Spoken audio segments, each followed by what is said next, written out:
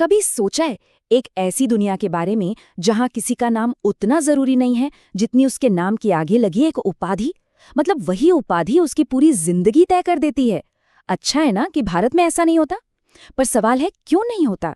आज इसी रहस्य से पर्दा उठाएंगे और बात करेंगे भारतीय संविधान के अनुच्छेद 18 की, जो इन उपाधियों के अंत की कहानी कहता है।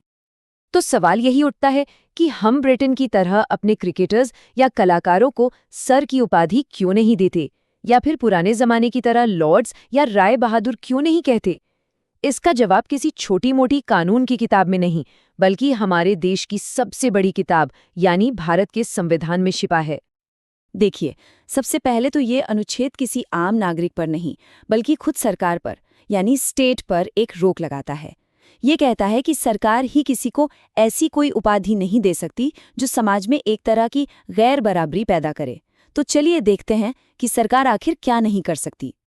तो जब संविधान उपाधि या टाइटल शब्द का इस्तेमाल करता है तो इसका मतलब क्या है। देखिए, इसका मतलब उन पदवियों से है जो जन्म के आधार पर मिलती थीं, जैसे राजा का बेटा राजा या नवाब का बेटा नवाब। ये किसी की मेहनत या काबिलियत से मिले सम्मान, जैसे डॉक्टर या प्रोफेसर की डिग्री से बिल्कुल अलग है। और यही बात अनुच्छेद 18 का पहला नियम साफ साफ कहता है। राज्य, सेना या विद्या संबंधी सम्मान के सिवाय और कोई उपाधि प्रदान नहीं करेगा। इसका मतलब एकदम क्लियर है।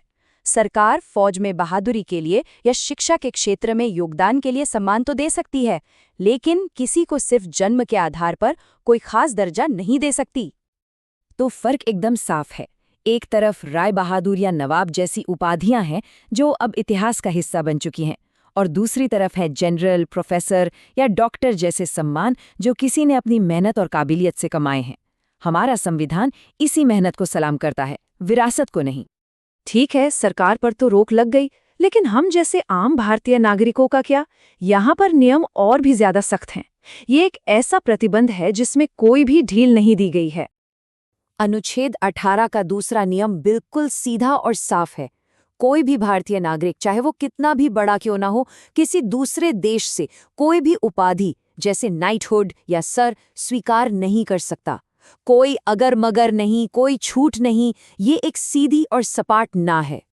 लेकिन एक सिचुएशन सोचिए, अगर कोई विदेशी नागरिक भारत सरकार के लिए काम कर रहा हो तो, या कोई भारतीय अधिकारी किसी दूसरे देश से कोई तोहफा लेना चाहे तो, यहाँ पर नियम थोड़े पेचीदा हो जाते हैं और उनमें कुछ शर्तें जुड़ जाती हैं।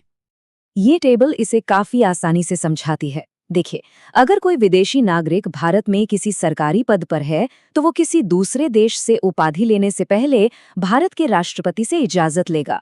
यही नियम हर उस व्यक्ति पर लागू होता है जो भारत सरकार के लिए काम कर रहा है, चाहे वो नागरिक हो या नहीं।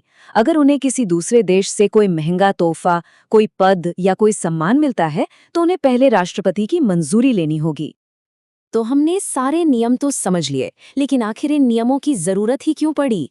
ये सिर्फ एक कानून नहीं है, बल्कि इसके पीछे हमारे लोकतंत्र की सबसे बड़ी सोच छिपी है, और वो सोच है समानता का सिद्धांत। इस अनुच्छेद का असली मकसद ये पक्का करना है कि भारत में कोई भी सिर्फ इसलिए खास न हो क्योंकि वो किसी खास परिवार में पैदा हुआ है। ये उस विचार को मजबूत करता है जहां कानून की नज़र में हर नागरिक बराबर है, चाहे वो कहीं भी किसी भी घर में पैदा हुआ हो। तो चलिए फटाफट याद करते हैं कि हमने क्या क्या सीखा। पहली बात, सरकार किसी को राजा या नवाब नहीं बना सकती। दूसरी बात, फौज और पढ़ाई से जुड़े सम्मान पर कोई रोक नहीं है। तीसरी और सबसे जरूरी बात, भारतीय नागरिक किसी दूसरे देश से कोई उपाधि नहीं ले सकते। और चौथी बात, अगर कोई सरकारी अधिकारी है तो विदेशी तोहफे लेने से पहले राष्ट्रपति से पूछना होगा। और अब एक सवाल सोचने के लिए, आज जब दुनिया भर में अवार्ड्स और सम्मान मिलना एक आम बात हो गई है, तो क्या 1950 में बना ये नियम आज भी उतना ही जरूरी है? क्या ये सच में हमें बराबर बनाता है, या फिर ये सिर्फ एक पुराना कानून बनकर रह गया है? इस पर सोचिएगा जरूर।